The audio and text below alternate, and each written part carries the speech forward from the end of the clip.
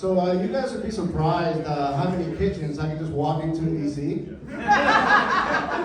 Cool, just enough racist. Nice. Let me ask you guys this. Do you guys ever wake up feeling like you have COVID?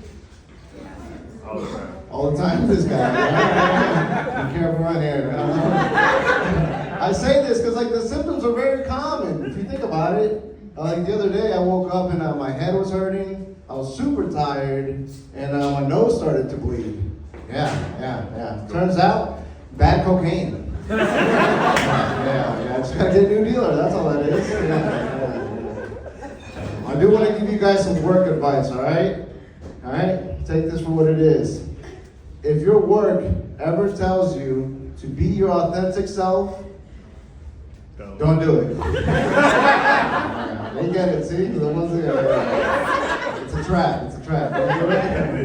I say this because I was at work, just working, and then somebody messaged me. They were like, "Hey Jose, how's your day going?" And I was like, "Thank you for asking. I'm super stressed." I'm like, every single time I get like one project done, like 2 more other projects get added on. I'm like, if I'm being honest with you, I'm like, it's never ending. I'm like, I could die tomorrow, and then they'll find somebody to just do the same job. It's like, sometimes I just feel like I'm a number, I'm like, if I'm being honest with you, this is why I don't own a gun.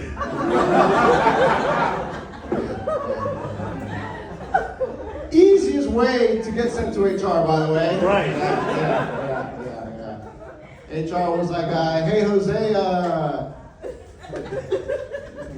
what did you mean by that? I was like, oh, not for you. For me. Yeah, it's not always about you. Stop being so selfish. Some of us just want to die. I don't know. Maybe you don't, maybe you're happy.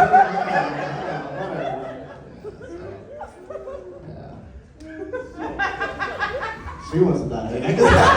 You can tell when that person laughs out hard, you're like, oh my God, yes. But also, that could also be a laugh towards like, oh, I'm going to kill Becky and like Tom and all that. So you never know. Every laugh is different. Before living in DC, I used to live in Cali. I used to date this girl that used to work for the porn industry. Yeah. Every single time I go back to her crib, she would always say the same thing to me. She would always be like, baby, sweetie, I want you to do things to me that no other man has done to me before. Yeah. So, I read her a book. Hercules Lasagna, my favorite book. Yeah. I'm not gonna lie to you guys though, every party we would go to, she would always light up the room. Yeah, every party. Yeah. Turns out, she was also an arsonist.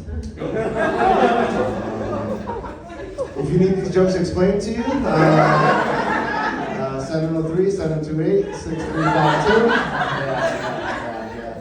Also, if you have coke, whatever, just use the number, whatever. If you need a friend, whatever, I'll send you some cat gifts, whatever. Make your day so you don't have to kill yourself or your colleagues.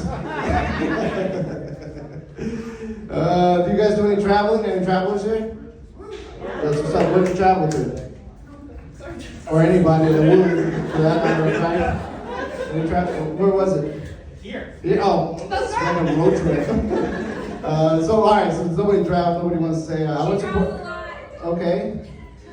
Do you want to share or? Was it? Really? Okay. We can talk about it. Text me 703-728. So I bring it up because I went to Puerto Rico last year. If you've never been to Puerto Rico, their big bit is they love ziplining. So as soon as you get there, they're like, you want to zipline?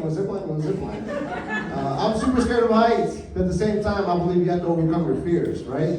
So I got there, I was like, hey, you know what? I'll do it. But the guy was like, hey, just want to let you know, if you don't weigh enough, you might not make it all the way across.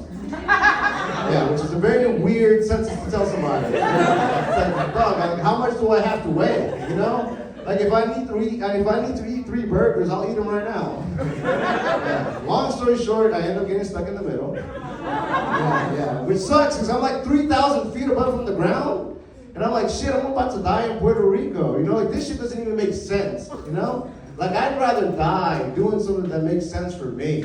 You know, like hey, did you hear Jose died drinking and driving in D.C.? Like, that makes sense. Jose died in Puerto Rico. Like, what was he doing there? Why was he there? Did he lose a bet? What happened? So I'm hanging on there to my dear life, and all of a sudden I hear a voice behind me go, "Bro, turn around!" With the little strength I have left, I turn around and I see this other dude in the zip line, and I'm like, I'm about to be rescued. And I'll never forget the words that came out of his mouth. He was like, "Bro, I'm going to need you to scissor me." Yeah, which was words I never thought I would hear from another man in my life. Especially not being in DuPont Circle, I was in Puerto Rico. Yeah. But also at the same time, I'm about to scissor the shit out of this dude. So we're scissoring, he's taking me back. He's like, "Bro, you're scissoring me too hard." I'm like, "Bro, I'm trying to live." Anyways, I think I'm bi now. I don't know how that shit works. Hey guys, it's been my time. Please go for your great host.